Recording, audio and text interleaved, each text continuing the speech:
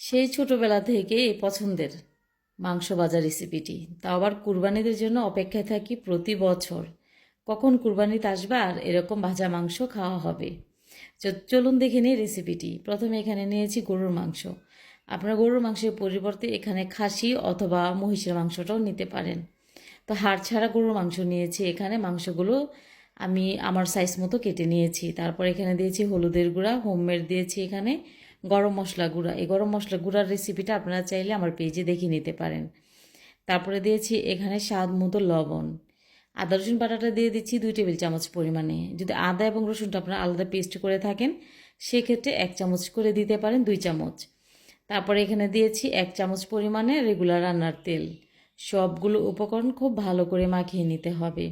এমনভাবে মাখিয়ে নিতে হবে যেন মাংসের গায়ে মশলাটা খুব ভালোভাবে লেগে যায়।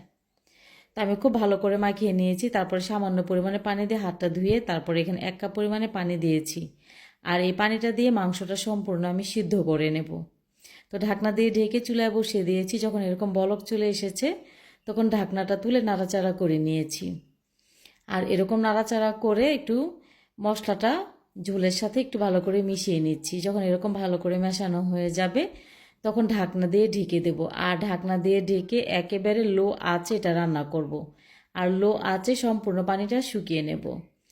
তো এখন পর্যন্ত কিন্তু সম্পূর্ণ পানিটা শুকিয়ে যায়নি, সামান্য পরিমাণে এখানে পানি রয়েছে। তো মিডিয়াম আঁচে আমি পানিটা নাড়াচাড়া করে শুকিয়ে নিচ্ছি। তো এর মাঝে মাংসটা কিন্তু অনেকটা সিদ্ধ হয়ে গেছে এবং অনেকটা নরম হয়ে গেছে। তো এখন আমি চুলার আঁচটা অফ করে দেব। আর অফ করে দেওয়ার পর যখন মাংসটা ঠান্ডা হয়ে গেছে তখন এখানে দিয়ে দিচ্ছি মরিচের গুঁড়া, টালা জিরে গুঁড়া, আর দিব এখানে চিলি ফ্লেক্স।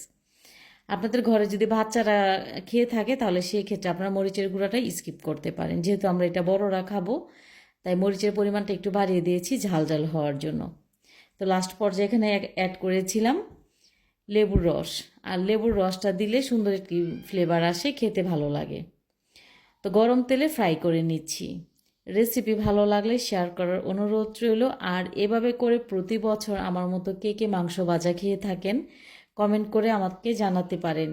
এভাবে করে হাতে নিয়ে মাংস ভাজাটা খেতে আমার ভীষণ পছন্দের। আর আপনাদের যদি পছন্দের হয়ে থাকে তাহলে আমাকে কমেন্ট করে জানাতে ভুলবেন না। আপনি যদি আমার ইউটিউব চ্যানেল থেকে দেখে থাকেন তাহলে আপনি আমার চ্যানেলটি সাবস্ক্রাইব করে নিতে পারেন। আর আপনি যদি আমার ফেসবুক পেজ অথবা টিকটক আইডি থেকে দেখে থাকেন তাহলে লাইক ফলো করে সাথে থেকে যেতে পারেন পরবর্তী ভিডিওটি সবার আগে দেখার জন্য।